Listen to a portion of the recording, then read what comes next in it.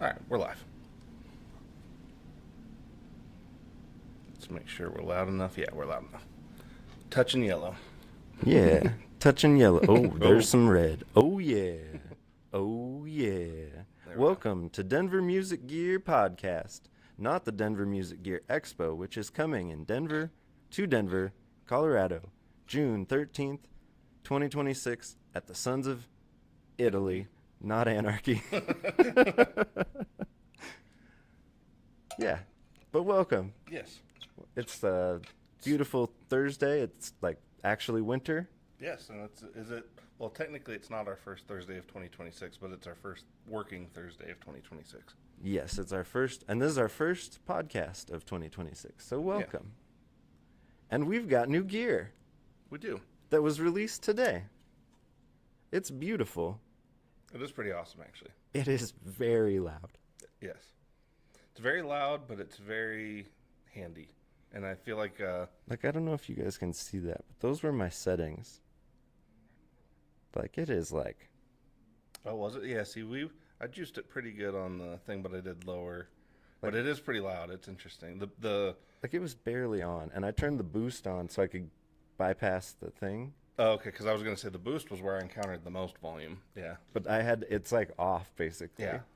And No, that was the thing. I did actually have a hard time during the demo trying to actually rein in the boost side, so I mainly focused on the EQD side. yeah, I mean, it's a very cool thing. So, what it is, it's basically an amplifier in a box, like a real tube amplifier. Mm-hmm. But it's kind of being marketed as a preamp.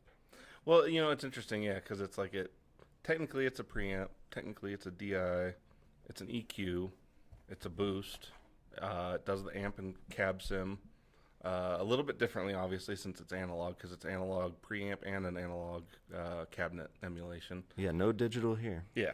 So I was going to say, it's definitely a little different. I mean, it's hitting a lot of things, but I think the more I kind of messed with it, the more I guess I appreciated that part of it. Because at first I felt like, is this aiming for too many things? But then I'm like, it kind of is what you need it to be whenever you need it to be something, if that makes sense. So, like, if you basically just park it right at the end of your board, it becomes, if you need it to be your amp, it's your amp. If you need it to be your DI, it's your DI. If you need a headphone amp just because you want to rehearse, it's that too. So it's like it kind of hits all those spots without you having to like reconfigure it every time you use it. And my favorite use case for it was using it with a modeler. So at the Tone X1, Oh yeah, to liven it up. Yeah. yeah, and using it basically as the power amp of the signal chain. Oh sure. Okay. And it really did the thing. It like you clicked it on and it was like the bottom bloomed, the top opened up. It was grittier without being Like in a pleasing way. yeah, just a little more like oomph. Well, yeah, because like tube amps at the end of the day are kind of inherently lo-fi, but in the best way. And I feel like that's Yeah. that's like that little bit of magic is what the ZEQD kind of. I feel like that's what it adds the best is like no matter what you stick it on, you end up getting that. Like even if you're not trying to like overdrive with it or boost with it, if you're just trying to like record with it, Well, it kind of always adds that warmth back in. and that's something about it. There's so much headroom there that you're not going to drive the tube. Yes, yeah. You won't actually get like Yeah, you tube might drive what's after it, but or what's before it. well, it is It's kind of one of those things that you got to play. Well, yeah, because I was gonna say it is, it is. Well, that was something like for the demo. I ended up feeling like because honestly, if you guys haven't watched Earthquaker's demo, that one's kind of a hard one to follow, to be 100% honest. So I kind of zeroed in on just what I thought it really excelled at when James and I were kind of testing it in the room. And for me, at least with recording it in that brief scenario, I was amazed at how well it takes fuzz pedals because like that's something that like all modelers, I love like where they've evolved to be or what they've evolved to be today is so much further than what it was even just a few years ago.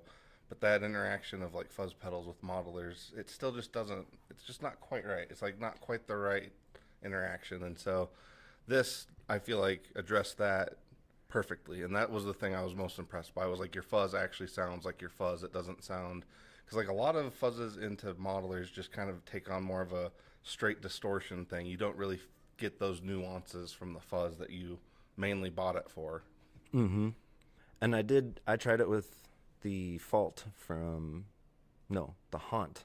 That's right. From Old Blood Noise Endeavors into an Afterneath, into the Tonex one, into the ZEQD-Pre, and that sounded epic. I mean, just epic. Like you said, most things don't take fuzz well. This really does the thing. Yeah.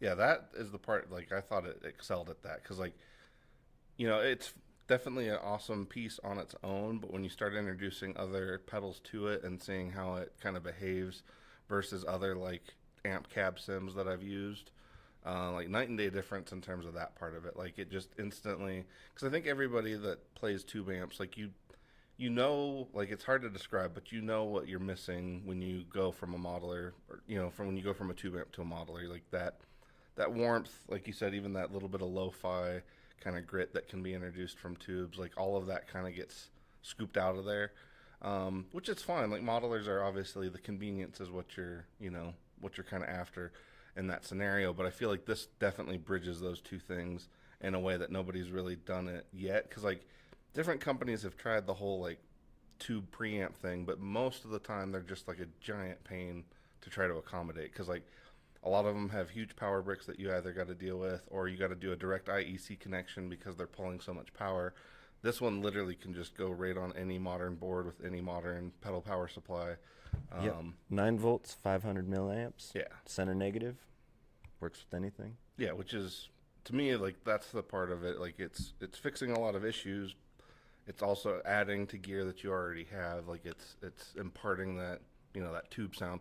But then the other part of it is it's just not something you got to fuss with over, you know, repeatedly, or reconfigure or any of that. Like, you can just park it at the end, use it like you would a DI or any other number of things, and you don't have to, like, I don't know, because I feel like with a lot of amp and cab sims, you're kind of debating on, oh, do I put this like in an effects loop type situation? Do I, you know, you're kind of always debating the proper placement, whereas like this guy can kind of just be, like you said, kind of sit there in place of your amp should you need it to be that. Because I mean, I think most people would be surprised at how good that sounded just like on its own without like running another amp mod. Like, to me, I was really impressed by that part of it, of like, it sounds great on its own, taking pedals without necessarily needing a bunch of other like modelers or preamps or anything else to kind of steer it somewhere. It just kind of gives you a nice platform to start with. Oh yeah. Another one of my favorite signal chains to do is the tone job.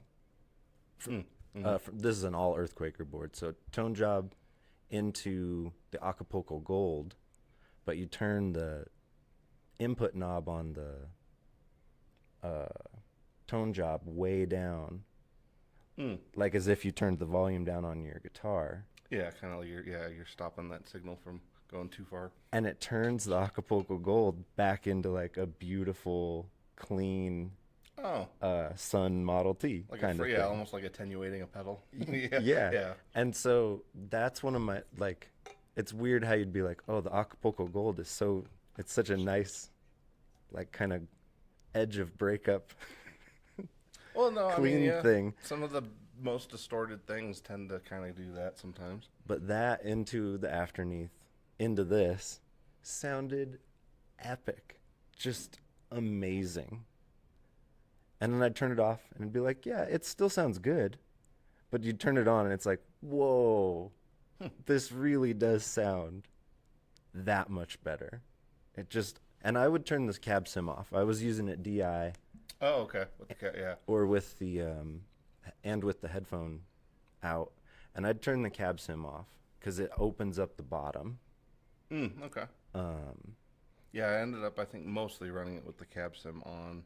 But honestly, like, in that regard, I didn't, because it was kind of funny because the low end was already pretty, well, it depends, because the Hyzomedis is a pretty beefy fuzz, so that was the main one that I was running into it, and it definitely, like, it took that really, really well, and it sounded It sounded much better than I was expecting. Because at first, when I was like kind of just trying this guy as like a boost, I was like, okay, this is pretty cool. It adds that warmth, but I felt like that was like a little underwhelming until I tried it more in some of those other scenarios, and then I was extremely impressed because it was one of those things. Like at first, I thought, like maybe it wasn't not necessarily tube drive because there's a lot of tube drivers out there, but like I said, kind of using it in that scenario, which obviously you can. But I just felt like it really shined more using like the headphone out and the direct out. That was where it really kind of came alive. And I don't know what else they would have called it, but I feel like boost is not the right term for that. I do know what you mean because I guess I should sort of explain for anybody that's watching that might not be familiar. Essentially, the way the story went is they were Dr. Z and Earthquaker, so Dr. Z and Jamie basically were trying to Dr. Earthquaker.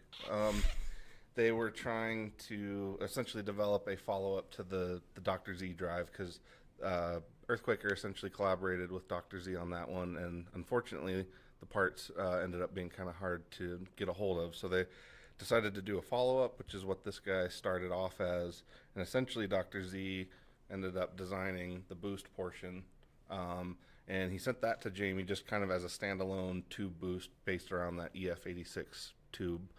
And then Jamie essentially added the other portion of it, which was like the EQ portion, the DI, the headphone part of it. He kind of filled out the rest of it. But I like that because at first when I first opened it, I didn't necessarily know that it was a one or the other thing. And so at first that was a little bit confusing. But I actually really do appreciate that they did it that way because at least you get Z's intended design, you get Jamie's design, and you're not necessarily compromising between the two of them. You literally get both without, having to do too much. So. And it turns this thing into kind of a two-channel. It does. Because the unboosted side has the EQ, so you could EQ it a certain way. Yeah, kind of more prominently with certain frequencies. And then hit the boost, and it takes all that away, or vice versa. That's a good point. So, like, you could set actually it up really as, skew like- it. Yeah, you could even skew it hard with one EQ range going kind of hefty and then pull it back to the full range. But yeah, I thought that was a smart thing. I do agree, though, that the name, I guess because it started off as a tube boost, maybe they didn't know what else to really, call it. Because, I agree. At first, if you don't know the little story behind it, I felt like that part was a little confusing. For sure. But as a tonal tool, it's amazing. And I guess that can kind of lead us to the other things we were talking about this week of is there going to become a point where things are not a choice anymore? Like in a live situation of modeler versus amp, where a club may say, we don't do amps here. Yeah. Well, yeah, I could see, or at least it seems like certain things, especially with the way that, because obviously if I say anything about sound guys, it's not a reflection of you, but it just does seem like certain sound guys are getting more like, this is how I do things, this is the way we do things in this place, and this is what you're going to conform to. And it's like, on one hand, that, I get it. I mean, that's, most people want to have some consistency. That's a totally understandable thing. On the other side of it, though, yeah, like we were kind of discussing, does that start to infringe on how that artist is presenting their art? Because, my feelings on it are, as long as you're not hurting anybody, sonically or otherwise, you should be able to kind of present your art the way that you intended. Whether it's music or physical art, you should be able to present it in the way that you intended. But it does seem like, I guess, and maybe that's one of those weird things because music is, not a physical thing as much. Maybe that's why more places feel like they can kind of insert their influence or their demands on, which I get it. It's kind of like, if you're going to play here, you're going to adhere to our rules. I do get it, but at the same time, if it starts to be detrimental to some of the artists or even some of the artists that you can get. Well, and I think this is an interesting side conversation of a lot of the newer engineers are coming up through a school. Yeah. They're not coming up through the ranks. Yeah, just literally being thrown in the deep end and trying to figure out how to work. Well, and you've been taught by an educator, like these are the steps you go through. These are the targets you need to hit to make a show presentable. Yes. And so yeah, they're kind of following a formula rather than free forming it. And maybe as an engineer, you're maybe not an artist. You maybe don't play an instrument. You maybe not have had the experience of playing in a band and trying to present your art as art. And they're coming at it from, which is kind of a funny thing because this is the way it was in the 60s or, in the recording studios. Mm-hmm. They were engineers. They were scientists. Yes. They were not necessarily... They were there to capture what was going on, yeah. Yeah, as a... in a more documentarian kind of clinical way. Yeah, as opposed to as that kind of changed in the 70s where the mixers and the producers became more artists themselves. Yeah, like they imparted their sound on the ultimate thing, which is part of why you chose that person to work with. Right, but they weren't also stuck to the clinical, well, no, you can't redline. Well, yeah, I can. It's not breaking it, and it sounds really good. Yeah, if it works for the piece, then yeah. But the engineer, the scientist engineer... It's like, no, you don't do that. Yeah. Don't do that. That's bad. Yeah. You're breaking it.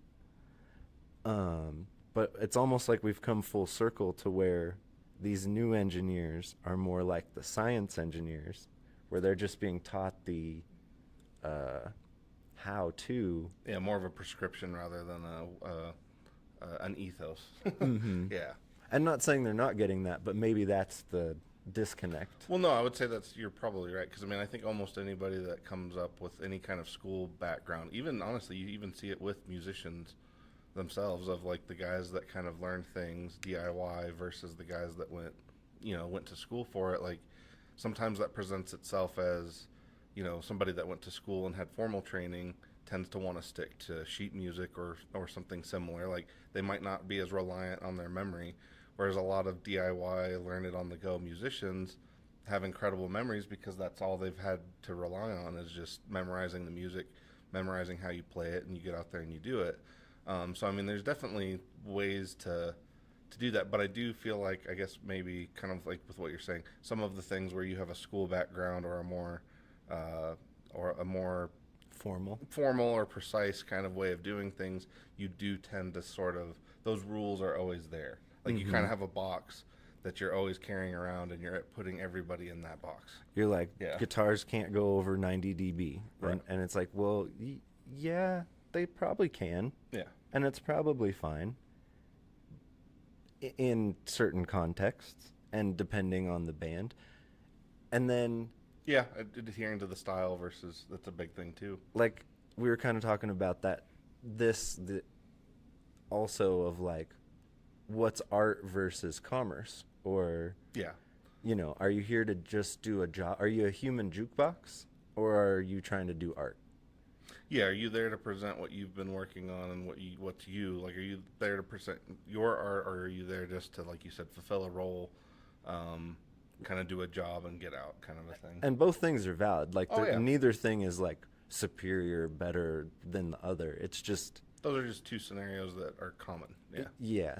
Well, and I think, we get a lot of customers that are kind of always in both. They've got one foot in the one that, the band that they play with to make the money. The wedding band makes the money. Exactly, yeah. And then they have their actual band that they care about and that they write the music for and that they put more of themselves into. And so, because I think all musicians want to put themselves into stuff, but there are scenarios where, like you said, wedding band, corporate band, or even just honestly, even like the tribute bands, like a lot of those, they're sticking to a hard line. So yeah, you're trying to hit a target. Yeah.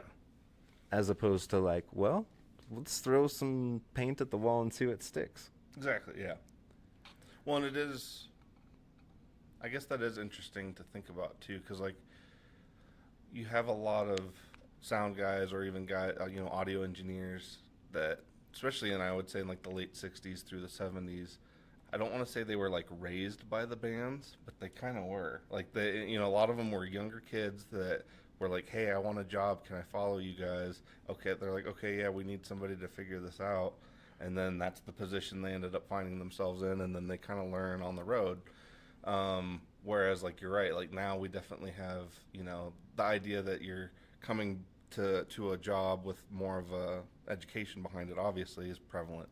But I think even within music, like, it's getting to be where you do have, like, because even with what James describes dealing with, all the different sound guys at all the different venues, it's like you can definitely tell when he runs into dudes that are like, they're just, they're going with a feeling, and they go with what they know, obviously, but they're also like you said, they're making it work kind of regardless. They're making it work for the band, whereas there's other sound guys that are like you said, a little more clinical, and they're like, okay, this is what you're doing. These are your parameters. You're sticking to it whether you like it or not.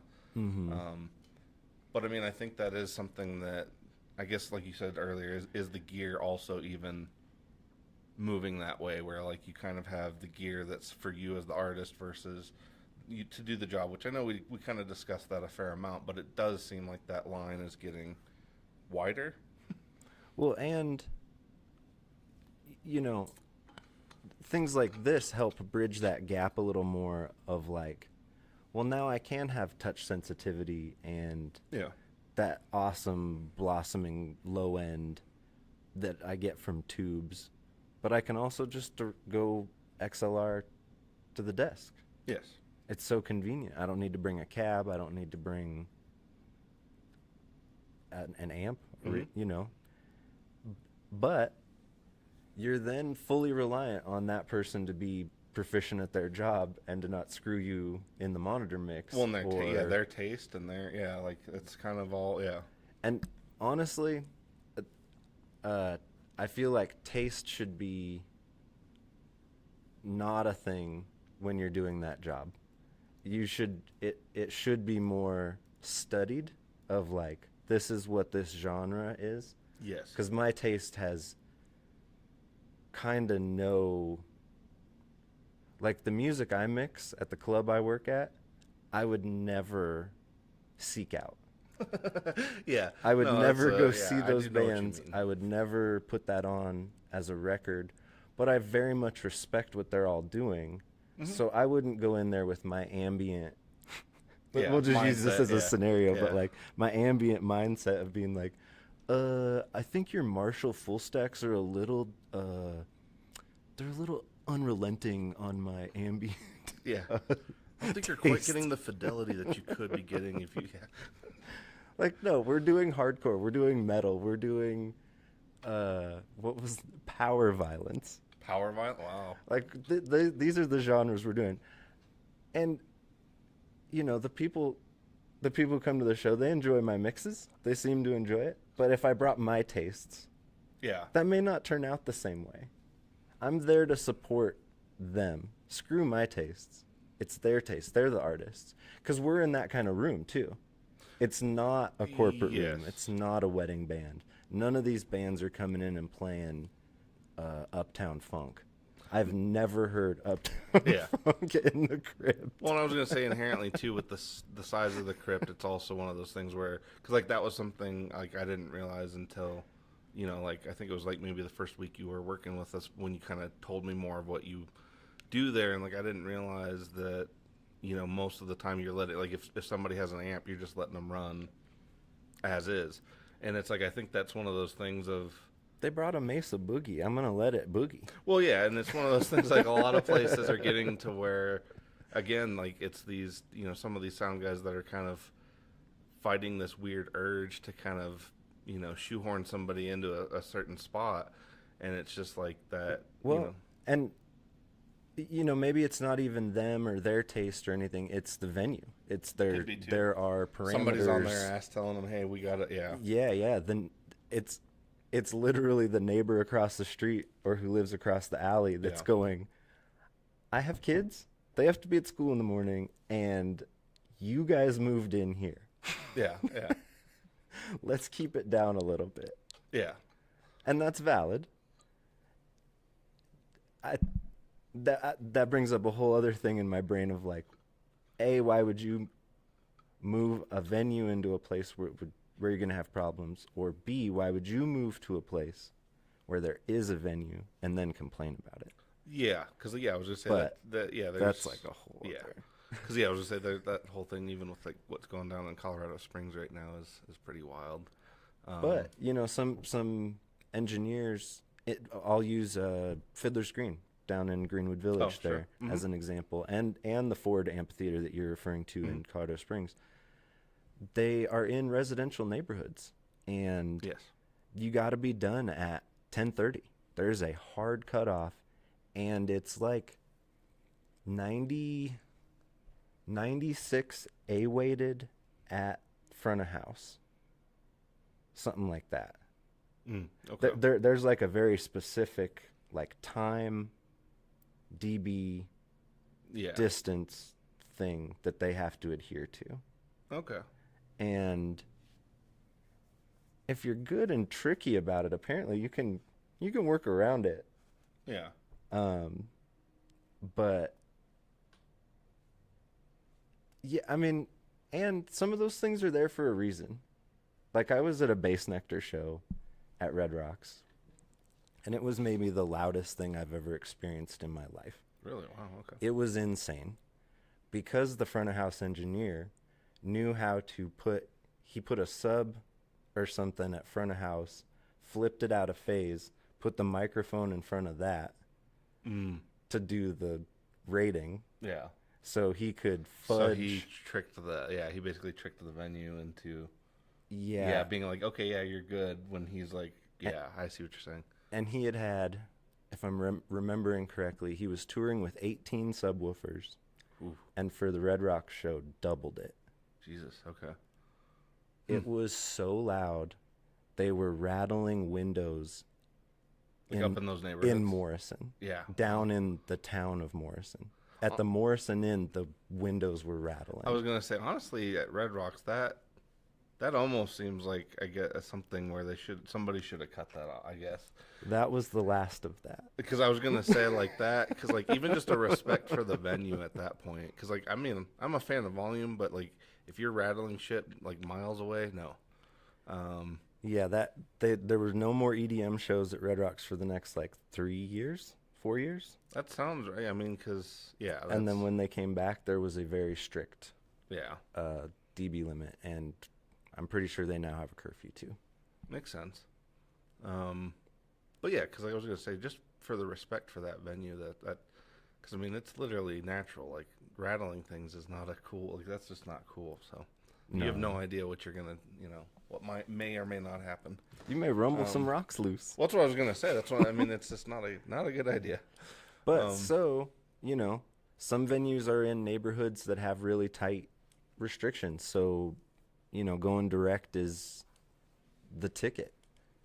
How many guitar players do we have shopping with us who are, Wednesday night and Sunday morning warriors?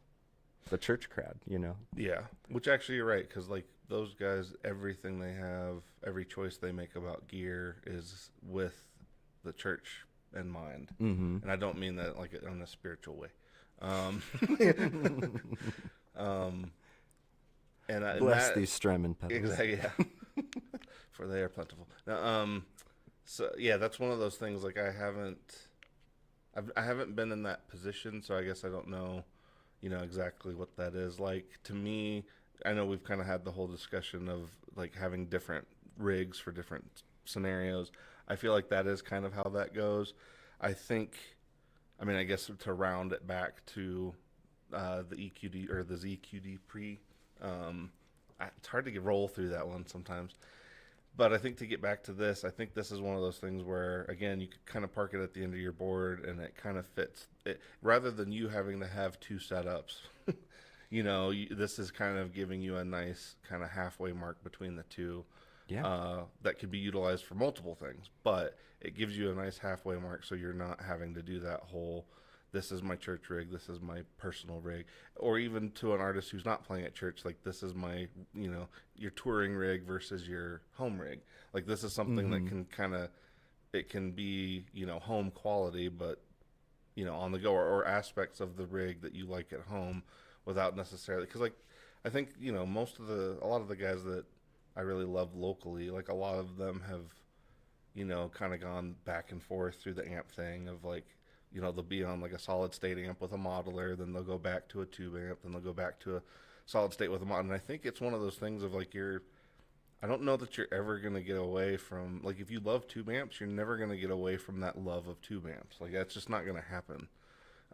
So I think that's where, like, buying the right piece now, and now that there are options like this, I think it's a huge change. Because, like, now you're not necessarily being like, oh, I love this, but I'm going to give it up because I'm only playing this, you know, at these menus that'll only let me do this.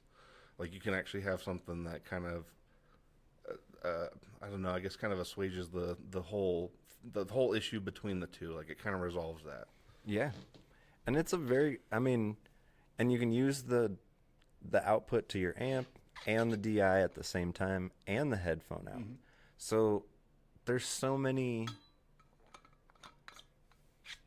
depending on what your setup is like when you're in your rig and how you're hitting front of house and stuff, there's a ton of options here. Yes. Or if you're that weird person who's like, no, I just need to hear myself and the drummer. So I'll put a headphone in here, and I'll hold one out, and I'll listen to the drummer, and I'll... Mm-hmm. No, I mean, it's pretty perfect for that. And I mean, I think the idea too that, like, if, hey, you're getting to use your favorite tube amp, you're not necessarily using the DI out at that moment, you're not necessarily using the headphone out at that moment, you can still use it as a awesome, you know, boost. And I think end of chain kind of good. I've been saying it's a gooderizer. Yeah. This is just a gooderizer. It is, yeah. It's one of those things of like, you know, I mean, I'm sure everybody has at least one pedal on their board where they're like, you miss it when you turn it off. This very much kind of is going to have that same thing where, like, I think a lot of people are going to, like, maybe even use this as an always on thing, whether they're using the DI or the headphone or not. Like, I think it's just going to be one of those things, like, especially too when I tried, because I didn't necessarily get to try it for the video, but I did try running the LVX into this.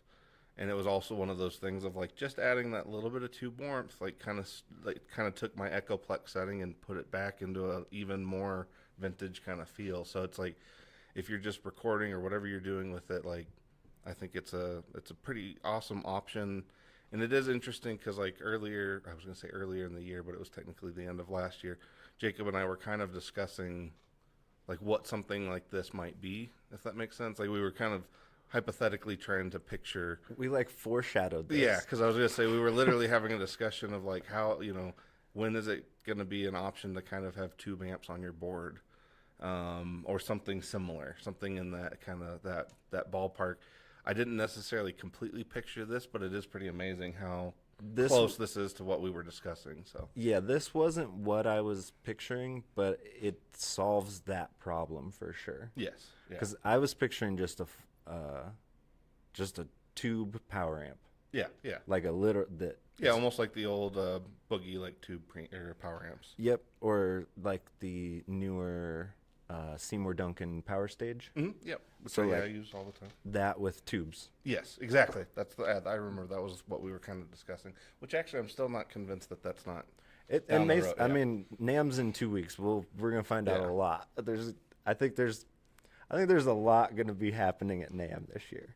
Yeah, because I think if something like this is now possible without having to have crazy power supplies or any other weird shit to accommodate it, I think that is going to be the thing, is like when you start combining even like honestly, even just pairing this with a power stage, I can imagine would liven up that power stage tremendously. Mm-hmm. So it's one of those things of like, I think that fusion of pedal boards, tubes, amps, the whole thing is going to start kind of even evolving a little bit. Because I mean, obviously, like Benson and a lot of companies are starting to do these pedal board amps, but I think actually having a full tube, whether it's a preamp or a power amp, I think that is maybe where some of that's going. Because then, too, you're kind of getting what you need as the artist or the one making the music, and, you know, the guy who's working the PA, like, he has no idea if it's, you know, what you're, We're marrying the touch sensitivity love with the practicality of the modern, where we're at with noise ordinances and dB limits and all that jazz. Yeah. Because, I mean, I think this is one of those things that wasn't necessarily on a lot of people's radar, but I think it's going to be, we'll see. I think it's going to be an interesting shift in where some of this stuff starts heading. I've been thinking about this since 2 UMSs ago, so 2 summers ago, when Cloudcatcher played, and Rory brought his HX Stomp and plugged it into the power amp of his Mad Amp. Yes, yeah. And that was it. And I was like, he wins. He won the weekend of tone. I was like, oh, okay. If this is where we're at, this is where this is going to go. Mm-hmm. Which actually, now that you mentioned that, like, I am surprised that, like, Line 6 hasn't done, like a Helix with a tube preamp in there, or even a power amp or something, to where you're getting, which, I mean, I know that's going to be, that doing the power amp part of it might be a little bit harder, but I still think it's within reach, because, like, I mean, this isn't far off. They just did it. Yeah. I mean, like, if you're running an HX Stomp direct wherever, put this behind it, and it's just going to be that much better. And this may sound like voodoo or snake oil, but it really is one of those things that's like, you turn it on, you're like, wow, this is really cool. I'm really liking this. And you turn it off, and you're like, oh, I miss that. Yes. But it's not like it, when you turn it on, it's like doing crazy delays. And like, well, no, yeah, like, exactly. Yeah, it's not an over-the-top wow effect of any kind. It's, because to me, I notice, I guess, when it comes to the tube versus modeler debate, I mostly notice it when I'm recording. That's like, that is like where because I mean, obviously everything's more present, everything's more, any kind of disparities or shortcomings or anything is like right there. And so I feel like a lot of times when especially when I'm at home and I've tried to do any demos for the shop, like a lot of times, especially with fuzzes, it's been one of those things where I'm like, oh, I'll just use the Iridium. It's convenient. I'll just knock it out with this real quick. And every single time I'll be like, man, this just isn't, it's just not hitting the spot. Like, it's just not right. It's good, but it's not hitting the spot. Then I'll like fire up the tube rig, do a quick track, and I'll be like, oh, that's it. That's the ticket. And so like for me, it's one of those things of like the fact that they're getting to a point where you can kind of get those things without necessarily, like I said, having to literally fire up a whole nother rig. Like that part of it is pretty ingenious, because I think a lot of people, again, like if you've done any home recording, I'm sure you know what we're talking about when it comes to that little bit of magic that tubes kind of do impart on your sound. It's just, I think it's a natural sound that because it's happening in a real world mechanical, physical way. So like that's what our ears are used to. That's what our ears appreciate. And so whenever you can kind of capture that I think that is really what people miss when it comes to like playing with modelers. So it might be something you just kind of alluded to, is like your electricity is causing that electricity to transfer through this analog pathway that never gets converted to ones and zeros. Yes. The second it gets converted to ones and zeros, yeah, you're pulling something away. That linear transfer of energy has now been chopped. Mm-hmm. And so there is no more continual touch. That's a good point, yeah. To the thing. Mm-hmm. No, that is a really good point. Because, I mean, it's kind of the same. I mean, it's not quite the same, but you know how, like, certain people, like, as cameras were becoming more prevalent, they used to think that it was kind of removing something from the soul. It's kind of the same way, but in an audio way. Like, when you're playing digital stuff, it does kind of remove a little bit of that indescribable thing that kind of makes you more engaged as a listener and a player. So, which I've had this on my mind ever since I saw that quick thing on the internet the other day of this younger photographer who saw an older photographer who's well known on the streets in New York and asked him for some advice. And they were like, don't shoot digital. Yeah. And the dude had to find him a couple days later to be like, what did you mean by that? And he was like, look, digital's great for fashion or sports when you just have to get the shot. Yeah. And I'll equate that to, in music, like wedding band, tribute band, when you just got to get it. Yeah, you got to get in there, get a job done, and do it well. Yeah, it's perfect for that. Yeah. But when you're making art, your art, something that matters. Yeah, it's personal to you. You created it. Shoot on film. Mm-hmm. Because it takes time, it takes effort. And then this brought me around to the analog digital thing, but it also got me thinking about the red light fever. So like, you know, everyone complains, oh, you know, when I hit record, I can no longer play guitar. Oh, sure. Yeah, oh, I can't sing anymore. Yes, I can't do this thing. And it got me thinking about, that's an amateur mindset. Because if you're in the flow, if you're practiced, if you're ready for the thing, when you hit record, it's inconsequential. Mm-hmm. You are so prepared. You've practiced. You've done the thing. That doesn't, there is no red light fever. It's the same. I'm going to play it the same way, whether you're observing or not, because I'm so practiced. Yeah. Well, I think I do know what you mean, because like even I mean, I haven't been in like a ton of recording scenarios with other people, but I've at least been an observer for a few different ones, especially some pretty close friends, and I would say two of them in particular kind of illustrate sort of what you were just saying, because like you know, one of my friends is definitely kind of more off the cuff kind of writer.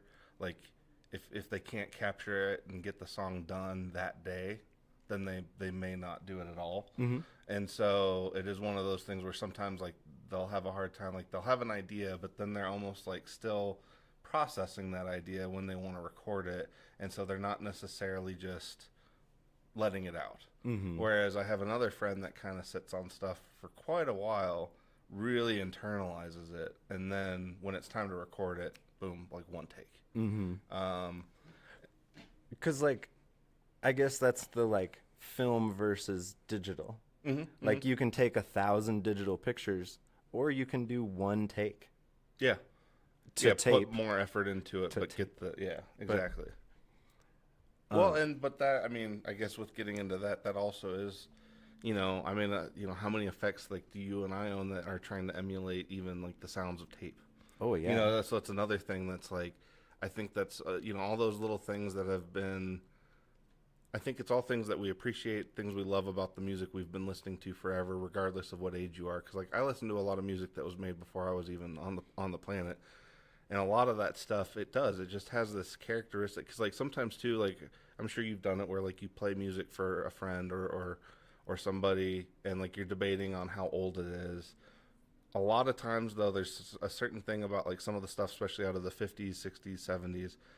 Especially that era where like you turn it on and like no matter how cool a modern band is, and no matter how much of that original gear that they've assembled, it still doesn't sound exactly like those old recordings. Like I don't, you know, again, I don't know exactly what that intangible little thing is, but I think it's one of those things of like bit by bit we've sort of given up those intangible things. Like we've given up you know, a lot of people have given up recording to tape, giving up tubes, giving up a lot of those physical things, even plate reverbs, like old school spring reverbs. Like a lot of people are giving up those physical things, and it does sort of, I don't want to say it diminishes it, but it does pull away some of those qualities that like we value that we don't know how to necessarily like put a name on.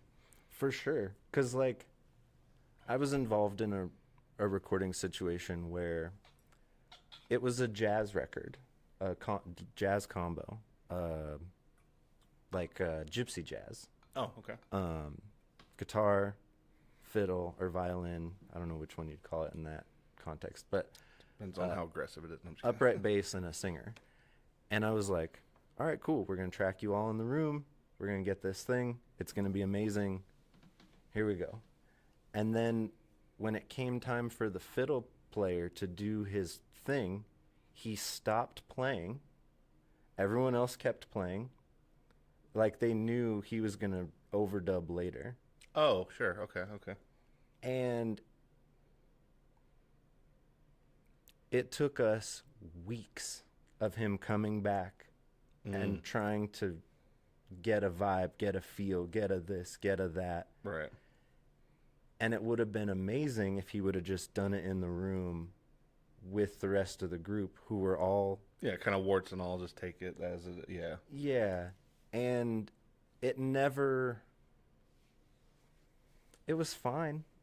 And in the end, when he finally decided that one was going to be the take, Mm-hmm.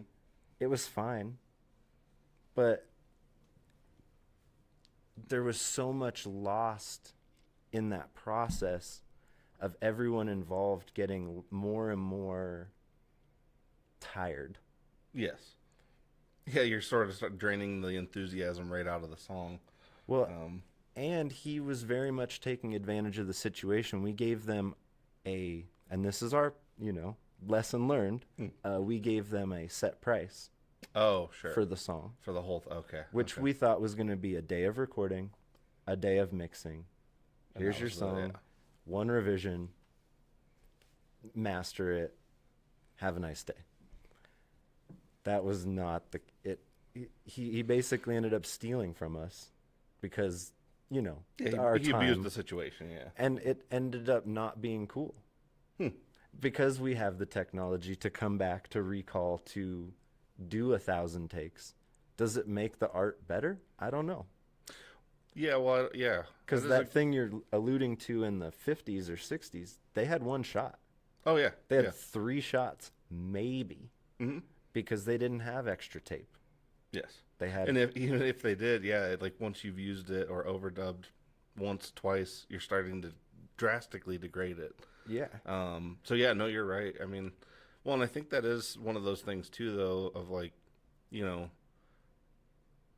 don't want to say that music today doesn't have danger to it, but I think there was sort of that thing that people back then, and I mean, even to an extent now when you're seeing live local music, you still get some of this. But I think there's that element of spontaneity and danger that sort of enters into music for the artist and for the audience. But I think sometimes with certain types of music, that spark is kind of what, kind of makes people... Because sometimes, like, you watch a band live, and it's like, it's weird. It's like the most amazing thing you'll ever see. If you were to record it and listen back to it and pick at it, it might not hit you the same way. But like when you're in the moment and you're just going for it, and the band's going for it, whether you're in the audience or you're part of the band, like I think people can feel that, and there's just an energy that's there.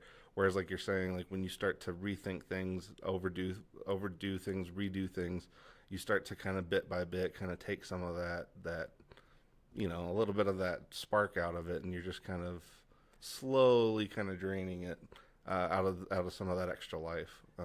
And possibly the thing that you played in the initial thing that you thought was maybe a mistake. Oh, I didn't play the right note there that I was thinking in my head was going to be the right note. But upon listening back, it's cool. Yeah. Yeah, or even you didn't stick the vibrato exactly the way you wanted in the moment, and you're like, oh, but then you listen to it, and it's like that little bit is what sells it. Yeah, and it's like, oh, man, I'm glad I didn't redo that, because that's been my favorite thing in the track now. I wait for it. I listen, Oh yeah, no, 100%. Because that is one thing why I love listening to, again, older bands, older recordings, is because a lot of that stuff, like you can hear little imperfections that just remind you that this was done by like 3 or 4 people in a room just hammering out a song. And it's like, I think when you capture more of that, especially with the way things are with technology, because I'll read my mom's comment. She has a comment kind of getting into the same thing of like, when you start to pull those things out, you do start to kind of suck the soul out of things.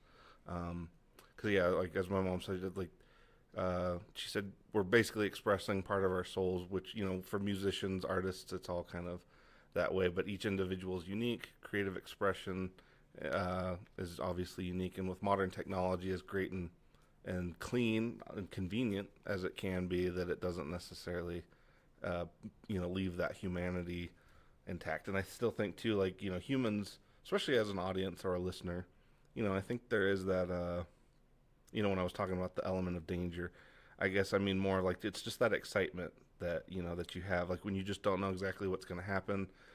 Same thing for the artist, because like sometimes when you're playing music in a group, especially in a live scenario, I don't know what you call it. I guess sometimes it is just kind of stream of consciousness, but like some of the things where you're caring about all the other shit in the world just doesn't, it kind of disappears. And I feel like that's when you're really zoning into what you want to do and what you are and what you're making.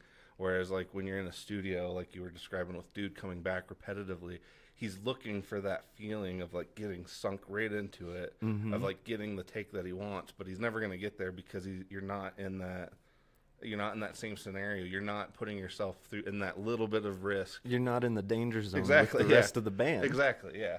But they all are, and they all sound cohesive and swinging on the tightrope together. Yeah. And then there's him doing his little dance that's trying to do some weird perfect thing on top of it. That's yeah. No, it's an interesting thought of like, because I mean, things we have today, even something like this, like we're talking about, is adding convenience, but it's also adding some of those things back in that we've kind of been talking about it. And I guess that is a cool thing of like, maybe we are finally hitting the part of we're rounding the corner on gear of like adding some of those missing qualities back in. Because I mean, you can obviously buy a lot of different things to kind of step your way closer to the way things used to be done. But at the end of the day, there are certain physical things that you just can't get away from if you want those sounds. And I think when you're making something too, kind of like you were saying, the art versus necessity. If you're making the art and it's what you want and it's the way you want to do it, then you should use what you want to make it what you have in mind. Because like I think if you're compromising, then you might be losing something that you don't even appreciate quite yet. Yeah, I mean, and in this world of AI and where you can input a prompt and it'll perfectly spit you out a thing, your imperfections matter more than ever. Your uniqueness, your character, your character. And actually, I think that's the part most artists miss, is that's what everyone cares about, is your character. Yeah, that's the part they're bonding with most of the time. Yeah, no one cares that you're playing a GCD progression. No one cares. If your character shines, your character shines. That's what matters. Yes. What's your story? What's the tale you have to tell? And it doesn't even have to be your story. Are you a good storyteller? Exactly, yeah. No, because I mean, I think that is one of those things. Obviously, music gets used for a lot of different things, but I think the music that really matters is the more emotional stuff, and it doesn't necessarily have to be lyrically emotional. Like I feel like, any of the tension that's made by the music itself can be appreciated. It's just one of those things of like, if you start subtracting things for ease, sometimes you're kind of like we were even talking about with filmmaking, same thing. Like when you start, taking the easy route, sometimes you start losing some of that authenticity. Because like I think a lot of things, like I love a lot of movies and music where like you can hear like this person really worked their ass off to refine the skill and to do what they did. And I think you can tell that stuff. Like even people who are not necessarily like well versed in it or educated listeners, they can still feel that. They can still perceive that. Whether they know what to call it or whether they can articulate it doesn't really matter. They can still pick up on it. I think I had this thought when you were saying something earlier, and then what you just said jogged it. Of like when you hear people say, modern music isn't the same as it used to be. It sounds very like old man yells at cloud. Yes. But maybe the intangible thing that they're not able to grasp and say is that exact thing of like, well, the reason it's not the same is because Tame Impala made it in his apartment by himself. It's just one person. Making do with what they've got at the time. And it's still great and it's still good, but it's not the same as the Beatles getting into a room and hammering out a track. The four people, but take the name away. 4 people in a room. Yeah, those 4 personalities. Yeah, making a thing, as opposed to one person who's playing the bass, who's playing the drums, who's playing the guitar, and that's amazing. And I do see what you're saying. Yeah, that dynamic that exists between a group of people versus an artist kind of doing thing. It's kind of the same thing like with Prince, because I mean, even though I like, there's As I was saying it, I was like, oh yeah, but then there's Prince. Well, and It's like another like. Well, yeah, there's always outliers, but and Tame Impala is pretty that's pretty amazing stuff. Yes, Prince though is sort of, whether you really like his stuff or not, he's kind of the peak of what you just described. Of like, he's maybe one of the few people that could do all of those things and also impart a quality to each piece where it's not just, in a convincing way. Yeah. Yeah. And I mean, he's one of those few people that can do that. But I do know what you mean, because like I think there's a ton of people in their bedrooms today who think they're Prince. Yes. And that is one of those things too, of like, even the way he used to do things, and a lot of those guys, like whether it was, Buddy Holly in the 50s or Pete Townsend in the 70s or Prince in the 80s, like those guys with their home studios, they were still putting that work in.